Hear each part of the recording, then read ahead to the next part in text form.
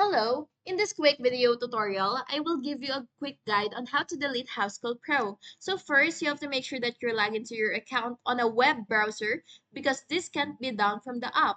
Now, click your profile picture or initials in the top right corner right here, and then what you will have to do is click the billing section.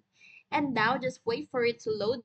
And once you're here, as you can see, I don't have a plan yet. However, if you do have a plan, then you will see the option to delete your account option. And then what you will have to do is click it. You will find it on the very bottom of the website. And after you click the delete account option, then you will be able to cancel the billing and a confirmation will appear.